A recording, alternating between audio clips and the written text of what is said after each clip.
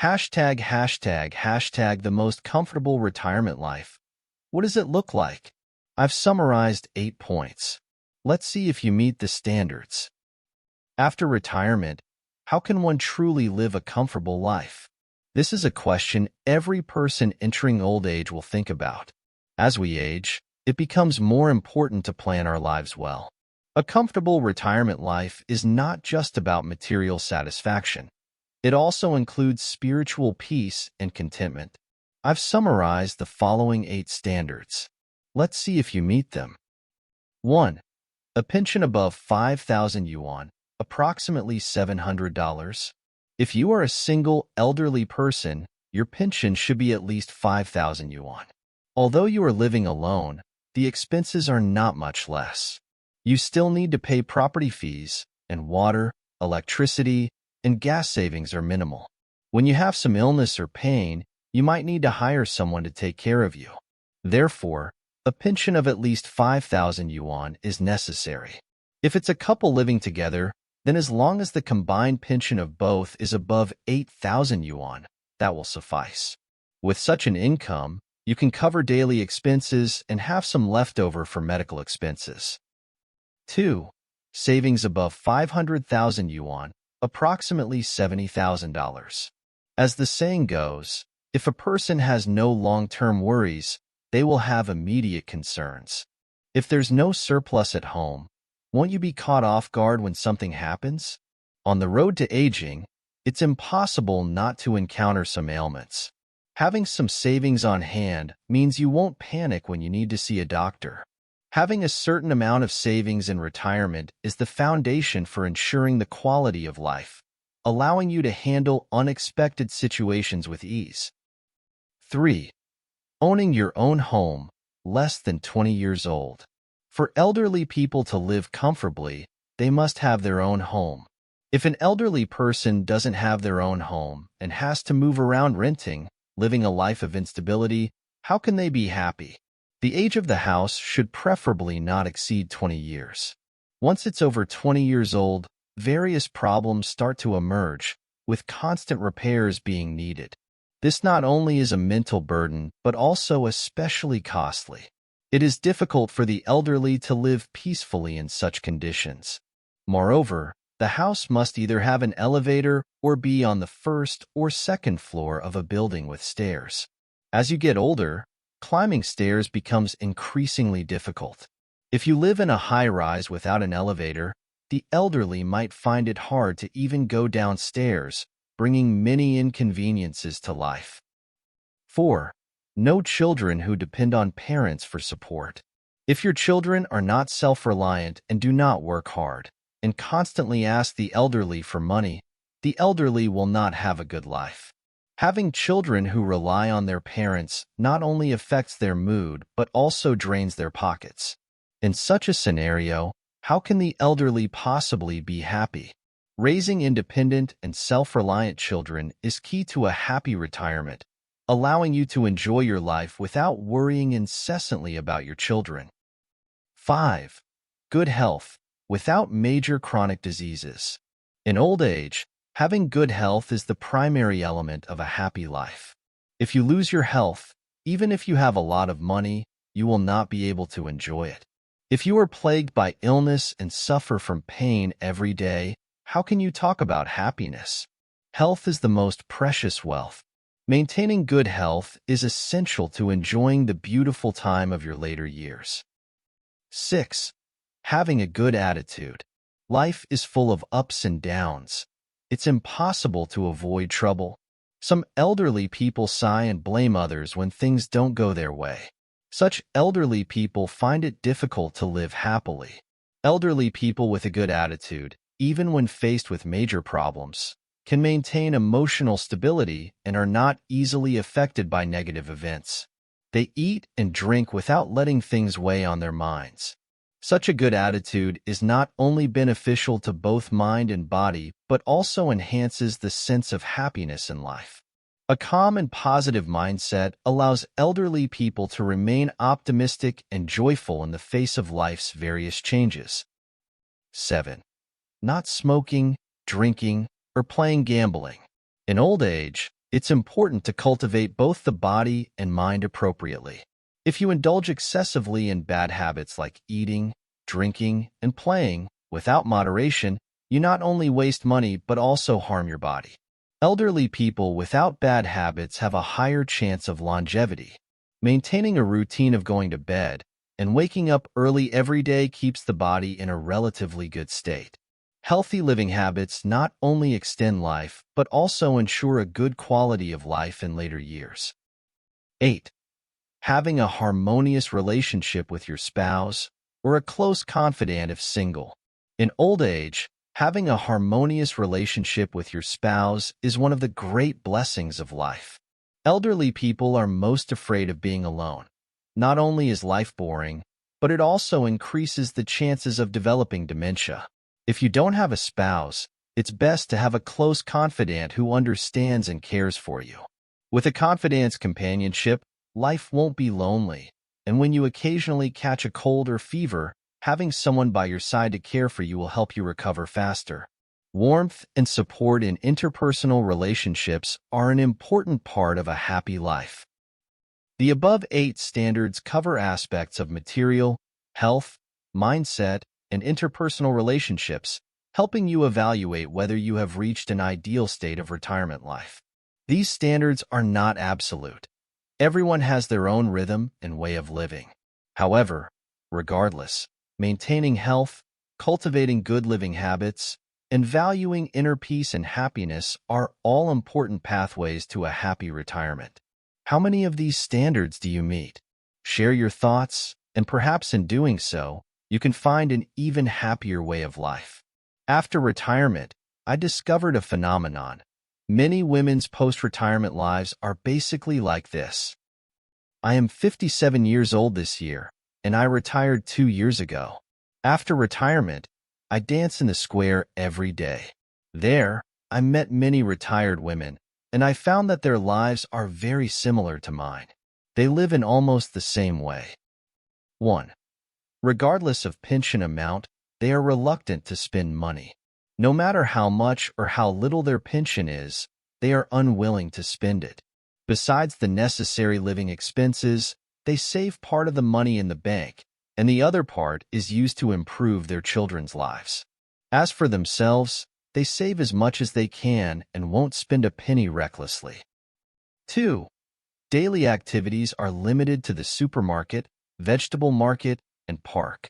They prefer staying at home and participating in activities that don't require money, such as watching TV and dancing in the square. They absolutely avoid entertainment that requires spending money. 3. No longer interested in tight clothes and high heels after retirement. Women after retirement no longer focus on their appearance as they did before. Now, as long as the clothes are comfortable and clean, that's good enough. Tight clothes and high heels, though good-looking but uncomfortable, have all been relegated to the back of the closet. 4. Holding on to a limited pension, lacking a sense of security.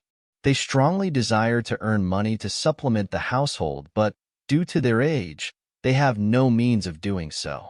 In such a situation, they focus on cutting expenses.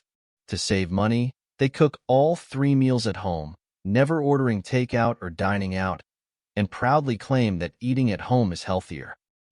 5.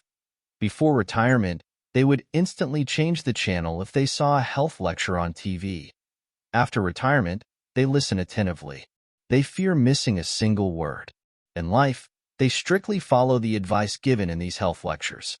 No staying up late, going to bed and waking up early, and eating a light diet. 6. When gathering with peers, they no longer compare house size or savings, but who is healthier and whose children are more filial. Parents don't want to age, and regardless of wealth, as long as they are healthy and their children are filial, they are the envy of others. 7. Previously loved attending social gatherings, now avoids them if possible. If they can't decline, they attend late and leave early, just making an appearance before leaving. After retirement, they prefer staying at home, avoiding the need to adapt to complicated relationships, treating their home as a peaceful retreat. and not getting involved in any disputes. 8. Most retired women aged 55 to 65 are exhausted by taking care of grandchildren.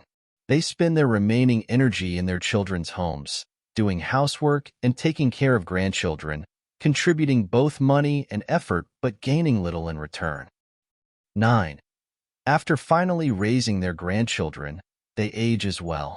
As their bodily functions gradually decline, they become frequent visitors to the hospital, spending a lot of money on medicine, yet their health worsens by the day. 10. After retirement, life slows down, the mind relaxes, and personality becomes more gentle. They live slowly and peacefully, adopting a more Buddhist-like attitude towards life. In summary, retirement is the end of one chapter and the beginning of another. After retirement, there is no longer a need to rush for work, nor the pressure of raising children. We have waited eagerly for retirement, and now that it has finally come, we must treat ourselves well and live according to our own desires, not letting anyone or anything disturb our peace. Although life may be simple, it's full of peace and tranquility, and there is a beauty in this simplicity. After spending a few days back in my hometown for the Spring Festival, I completely gave up on the idea of retiring there. I am 53 years old this year, and my spouse is 58. In 2 years, both of us will reach retirement age and can live a leisurely life. We are looking forward to retirement and dream of returning to the countryside to live a life of picking chrysanthemums beneath the eastern fence and enjoying a peaceful view of the southern mountains. Both my spouse and I were born in the countryside and only left our hometown after growing up to work, raise children, and establish a family in the city. Although we have lived in the city for decades, we prefer rural life, the fresh air, and the simple customs of the countryside. Before retirement, we had to work and couldn't return to rural life. But after retirement, we don't need to go to work every day and can fully return to the countryside to enjoy our retirement. We had planned to sell our city home after retirement and tear down the old house left by our parents-in-law to build a 3-story small villa. The first floor would be the living room, the second floor our bedroom, and the third floor would be for our son's family when they come for vacations. We planned to surround the villa with a large yard, growing flowers and vegetables to enjoy picking. Due to financial constraints, our current city home is very small, only 70 square meters, approximately 750 square feet. We hoped that after selling our city house, we would have enough to build a spacious villa in the countryside and have extra funds for retirement. We had been planning this for a long time and just needed to complete the retirement paperwork to implement the plan. In previous years, we rarely stayed in our hometown during the Spring Festival because our parents-in-law were still alive. When we visited, there was no place to sleep since the old house was a single-story building with only one usable room due to leaks in the other room. As a result, we seldom stayed overnight and usually made day trips. Last year, after the passing of our parents-in-law, the house was left empty. This year, we planned to spend the new year in our hometown to visit their graves and to experience retirement life in the countryside. Since there was no holiday on New Year's Eve, we had our New Year's Eve dinner in the city and left for the countryside on the morning of the first day of the new year. We stayed up late watching the Spring Festival Gala on New Year's Eve and woke up late the next morning. By the time we arrived in the countryside, it was already dark. As we opened the door in the dark, a strong, musty smell hit me, almost making me faint. The house in the countryside was very damp, and everything was wet and musty due to being unoccupied for a long time. Despite the freezing temperatures, we opened the windows and doors to ventilate and used an electric heater to dry the room. After a long time, the dampness and musty smell gradually dissipated. After closing the doors and windows, I felt extremely hungry. Since we had only eaten a simple breakfast of a few slices of bread and a cup of milk before leaving, after a 10-hour journey, both my spouse and I were starving. It was already past 8 p.m., and the village store was closed. Without ready-made food available, we had to cook ourselves. I took out the induction cooker and noodles we brought from home to make boiled noodles. However, when I opened the cupboard to get a bowl, a large rat scurried out, making me feel nauseous. Seeing the rat droppings in the cupboard completely ruined my appetite, and I couldn't eat anything. That night, I went to bed hungry, with thoughts of rats and droppings making me feel sick. The next morning, I got up early, boiled a large pot of hot water, and cleaned every corner of the house. I felt a bit better after that. I asked my spouse to throw away the dirty cupboard and dishes, and to drive me to a supermarket in the county town to buy new ones, as our hometown only has a small store, not a supermarket. My spouse kindly agreed and drove 20 kilometers to the county town, where I bought new dishes, food, and supplies, spending over 1,000 yuan, approximately $140. Back at the countryside home, I arranged the newly bought items neatly. Looking at the newly organized home, I felt very happy. That night, I prepared a sumptuous dinner, and we enjoyed it together. We planned to find a skilled construction team in the village to build the small villa while everyone was home for the new year, so we could move in as soon as possible after retirement. However, our plans were completely ruined by a sudden heavy snowfall. That night, the sky was filled with thick snow, and the ground was quickly covered. Seeing the roads buried under snow, I worried that if the snow continued, we wouldn't be able to return to the city for work. My spouse reassured me that it was only the first day of the new year, and we would only need to return to the city on the 9th day, by which time the snow would likely stop. His reassuring gaze calmed me, and I fell asleep comfortably beside him. In the middle of the night, my spouse suddenly got up from bed, clutching his chest and crying out in pain. Seeing his pale face, I realized he was seriously ill. My spouse has a heart condition, and this kind of situation had occurred several times before when we lived in the city. Each time, I called 120 for emergency help, and the doctors quickly resolved the situation. This time, I did the same, but the staff informed me that due to the heavy snow, the roads to the village were blocked and they couldn't reach us. They advised us to find another way to get to the hospital, which left me in despair. The rural home is over 20 minutes away from the county hospital by car, and my spouse was too ill to drive. I don't have a driver's license and can't drive, so I was at a loss. My spouse reminded me that he had brought a quick-acting heart-saving pill. I quickly found the pill, gave it to him with water, and his breathing gradually became steady and his color improved. Seeing him out of danger, I was overwhelmed with joy and tears. After this incident, we completely abandoned the plan to retire to the countryside. Although rural life is beautiful, it is not worth the risk to health. At our age, maintaining good health is the most important thing. After experiencing the medical inconvenience in the countryside, we no longer wish to retire there.